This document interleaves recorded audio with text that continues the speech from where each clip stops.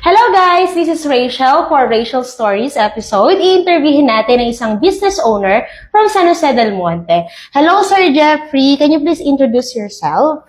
Hello Rachel. Ako si Jeff Horta, taga Southern Leyte, Tobong Bisaya. Ayan. So, dito ako na padpad sa Maynila, then nasa Bulacan. Then, may educational background is isa po akong business management graduate. So, paano po ako napunta sa accounting? Kasi, nung pumunta ko sa Maynila, all of my napasukan na corporate, puro mga office, then nasa accounting department ako. So, hanggang sa nag-iisip ako na paano ba magiging isang business owner? Kasi parang nag-iisip ako na hanggang ganito na lang ba ang buhay, gigising ka 8 to 5 araw-araw, Monday to Friday. So, nag-iisip ako na baka pwede bang more. So, ganun ang mga dreamer, di ba? Parang meron kang talagang hahanapin. So, hanggang sa nag-apply talaga ako ng isa pang accounting firm. Yan. Tapos, ganun din yung struggle ko. Gigising ka ng maaga, tapos uuwi, matutulog, tas ganun ang cycle. Tapos, hanggang nagkaroon talaga ako ng desire na naglagay ako ng maliit na papel, ng prayer. Nagpe-pray ako na, sabi ko, Lord, bigyan mo naman ako ng business na tipong hindi ako mapipilitan na gumising araw-araw. So, hindi ko na lang namalayan na unti-unti na palang natupad kasi yung pinasukan kong accounting firm na yon, umuwi ako para, yun nga, magbakasyon. Then, yung plan ko nga na pag-uwi ko, sarili na ako ng accounting firm.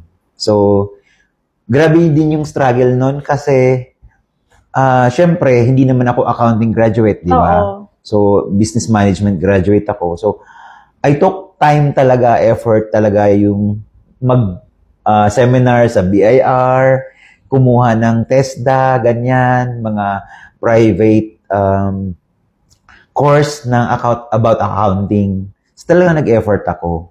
So, praise God, nung nag-umpisa ako, yung isang kliyente na kumuha sa akin, kasi kakilala ko yung manager doon, sabi niya, pre, ikaw na lang kaya yung external accountant namin. Sabi niya gano'n. Sabi ko, hindi man ako graduate, sabi kong gano'n. Hayaan mo na kasi alam mo naman, ikaw naman ang humawak ng account namin. Sabi niya gano'n.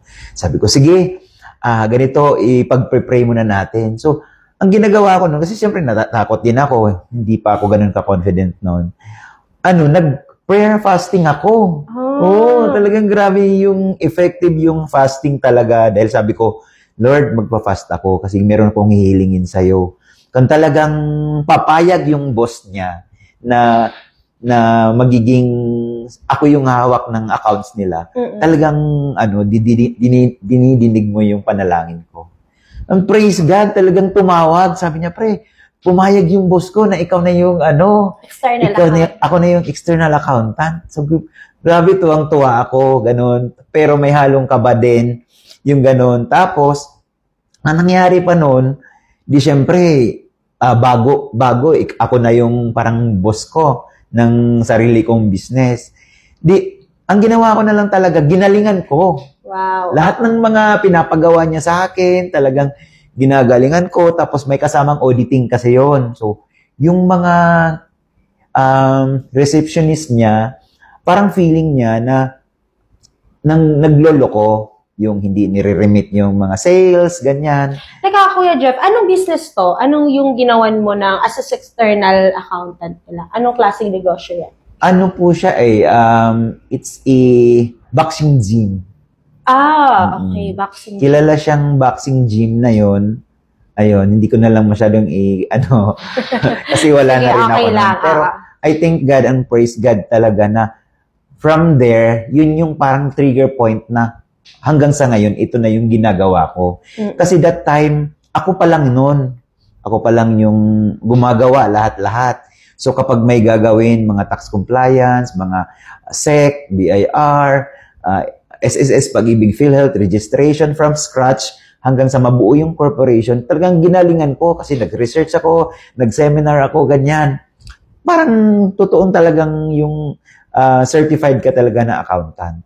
So, nangyari, every time na may mag-gym doon sa kanila, binibigay sa akin yung mga kliyente. Sabi niya, Jeff, meron akong ibibigay yung kliyente, ganyan-ganyan. Kasi lagi niya akong i-recommend. Sabi niya, si Jeff, mabilis yun. Kasi parang ginagawa kong pansit daw yung trabaho na ibinibigay niya sa akin. Sabi ko, okay. Kasi nga, may trabaho may additional na kliyente. Kasi nag-start ako, 3 client lang yun.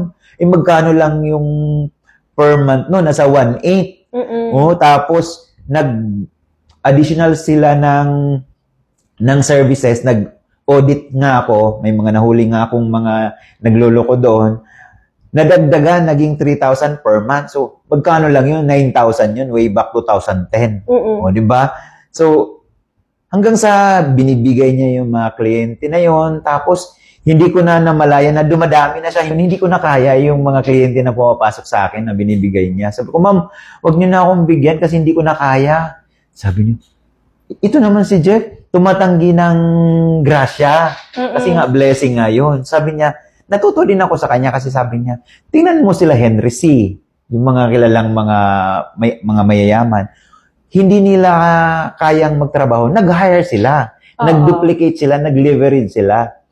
Sabi ko, oo nga no. Doon ako naisip at na-realize na, oo nga no, na baga na-maximize na yung potential ko. Kailangan ko na talagang mag-leverage. So hanggang sa nag-umpisa ako, yung mga ka-churchmate namin, kinukuha kong tagalakad sa labas. So, ako na lang yung dito sa office, yung ganon, para mag-ano yung business, mag-improve pa. So, hanggang sa nadagdagan ng 2, 3, 4, 5, ganon yung mga tauhan ko kasi nga hindi ko na nga kaya. Okay. Yun. Pero ang pangalan na ng company mo nun ay ASAP. Yes, from the start. Oo, saan galing yung ASAP? Nung pinangalan ko siya, nagpe-pray ako kay Lord. Sabi ko, Lord, ano bang ipangalan ko? Bigla kong nabasa yung Psalm 71. Oo. So, nung binasa ko yung Psalm 71, ang ganda ng message. Kasi, nag-reflect din sa akin. Kasi nga, nakalagay doon, si Asaph daw, siya yung leader nung mga unang panahon na yon ni David. So, siya yung leader ng mga Levites. So, siya yung responsible sa mga sa temple, sa worship, yung din siya, musikero din siya. So, ako, mga time na yon, nag-praise and worship din ako sa church namin noon. Kaya sabi ko, ito yung gusto ko. Kaya mula noon, way back 2010 hanggang ngayon, yan na talaga yung pangalan. Okay. ASAP. So, coming from, syempre, galing ka from a corporate world, tapos nag-transition ka from making your own business, ito ang ASAP Accounting Services. So, lahat ba ng experiences mo na yon ay paangat or dumating ka rin sa point na parang may nangyari sa business mo and somehow, pwede mo ba sa aming ikwento yon kung meron ka man struggles na naranasan with your business and how did you overcome it? Okay. So, with regards naman sa mga struggles, normal yon lalo na nag-start ka. Di ba? So, unang-una yung mga struggles na yon yung sa mga tauhan. Siyempre, hindi din naman natin talaga control yung mga tao natin kung aalis sila, di ba, na naturuan mo na, tapos biglang aalis, yung ganon. So, more on, panay training ka. So, doon ko na-realize na kapag yung business mo, hindi mo siya kabisado, hindi mo siya alam kung anong gagawin mo, kapag umalis yung mga tauhan mo, kawawa ka. Di ba? Kasi, ikaw pa rin yun, ikaw pa rin talaga ang gagawa nun. Oo. Di ba?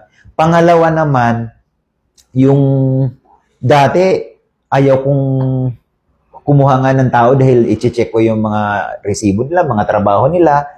Pero, na-embrace ko na lang din yun kasi ganun talaga eh. Ganun talaga yung business. Kailangan mo din talagang mag-effort kasi sa'yo to. Wala namang ibang nagmamalasakit kundi ikaw talaga. So, yun yung mga struggles talaga na sa mga tauhan na syempre, meron mga pasaway din, di ba? Yung bigla na lang mag-a-absent, ganyan, tas lang paalam, mga ganun. And Sir Jeff, nabasa ko dito sa iyong table, isa kang Chief Executive Officer, but also you are a licensed financial advisor. From what company naman yon yung being licensed financial advisor mo? Yes, from very reputable insurance company dito sa Pilipinas talaga, yung number 1, Sun Life Philippines. Ayan. So, paano ka naman napunta sa Sun Life? And paano mo naman minamanage yung pagiging business owner mo sa ASAP Accounting Services at bilang isang licensed financial advisor sa Sun Life? Grabe nga ang experience ko dito kasi yung nag-invite sa akin dito, yung ka-churchmate namin. Okay. Yun, natin pala. Ayun. So, hindi niya alam na accounting firm yung business ko. Wait lang, kuya. Uubo na ako. Doon tayo sa may invite. Yan. So, wait. Sa may invite. In 1, 2, 3, go. Yung ka-churchmate natin, in-invite niya ako sa isang forum dito sa Sabano. Pero una, yung asawa ko ang in-invite nila. Ako naman, busy nga ako sa accounting, di ba? Pero sabi ng asawa ko, makinig ka lang. Sabi ganun. So, nung nakita ko na maganda naman pala yung as insurance agent, maganda, at saka naka-inline din siya sa accounting firm, hindi ako nagdalawang isip na gawin din siyang profession. Oh, okay. Oo. Kasi nandun na ako, na-expose na ako sa financial services. So, yung Sun Life din, nasa financial services din. Okay. So, parang hindi na siya nagkalayo. So, parang hindi ka rin nahirapan i-connect yung pagiging owner ng accounting services doon sa pagiging Sun Life advisor. Yes. Tapos, hindi na rin ako lalayo doon sa mga kliyente ko na ako yung nagiging retainers accountant nila. Doon ko na lang din sa kanila isinishare kung ano man yung natutunan ko dito sa Sun Life. Ayan. Diba? Kasi mga business owner din sila. So, hindi na ako kailangan pang lumayo na maghanap pa ng iba. Kasi nandyan na nga sila eh. Baga, nakaposisyon na ako doon sa sitwasyong gano'n. Okay. So, Sir Jeff, gusto namin malaman, bakit kailangan ng insurance ng mga business owners? Kasi di ba, pag alam natin, pag business owners, medyo malalaki na yung makita nito, di ba? Pero bakit kailangan pa rin nilang magkaroon ng insurance? Okay. So, kailangan magkaroon pa rin talaga sila ng insurance yung lalo na mga business owners. Kasi, when times na may mangyari sa company nila, di ba, lalo na yung sa corporate, di ba, may mga mawawala doon. So, kung ano man ang mangyayari doon sa kumpanyang yun, hindi yung sariling pera nung kumpanya yung ang gagamitin. So, merong life insurance na tutulong na, kuwari, may mga utang na kailangang bayaran once na mag-dissolve or magkanya-kanya na yung mga partners. So, merong insurance na kukunin para ipambayad sa bawat partners. Ganun kaganda yun talaga yung insurance. Okay. So, talagang dapat mag-partner, no? Kapag business owner ka, ini-insured mo din yung sarili mo, no? To protect your business as well. Yes. And speaking of business pa rin, Sir Jeff, paano naman kapag halimbawa, if one of our viewers gusto magkaroon din ng sariling accounting firm, can you walk through us kung paano ba mag-start ng isang accounting firm? Ano yung mga dapat pinaprocess? Magkano dapat yung capital para makapag-start ng ganitong klaseng business?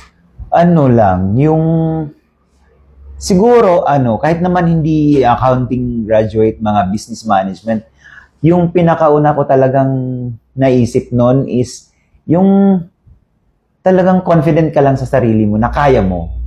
Although merong takot, pero kailangan mong labanan eh, kasi nga meron kang pangarap na gusto mong kumawala dun sa 8 to 5 na pasok, mga ganon. So, kailangan talaga na yung confidence mo nandun. And syempre hindi mawawala yung trust mo kay Lord, di ba? Dahil yun dahil doon si Lord pa rin ang magbibigay sa iyo ng lakas ng loob, confidence sa sarili mo, and yun nga, tiwala pa rin sa Panginoon. Ano naman po yung payo ninyo para sa mga young entrepreneurs na gusto ring sumabak sa pag-business? Okay. Good question yan, Rachel. Kasi lot of business owners gusto lang mag-open ng business, pero hindi nila alam yung mga tax compliances.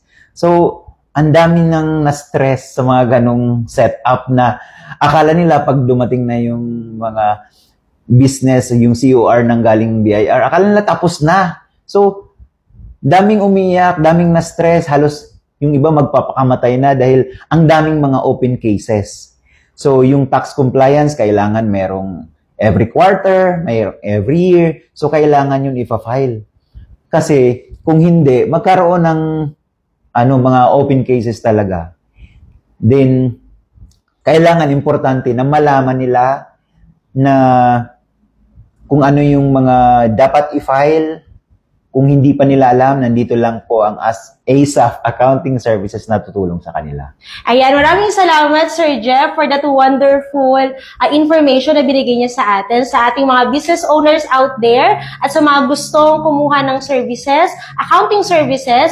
Nandito po ang ASAP Accounting Services to help you with filing those papers. Maraming salamat po, Kuya Jeff, for that wonderful information na binigay niyo po sa amin kung paano mag-start ng business at kung paano makakatulong ang inyong ASAP Accounting Services with all the financing situations na pwede niyo pong i-provide sa kanila. Yes. And Thank you. Yes. At sa mga susunod nating episode, we're going to interview a lot of business owners and also professionals para marinig din natin ang mga kwento nila for us to be informed and be inspired with their stories.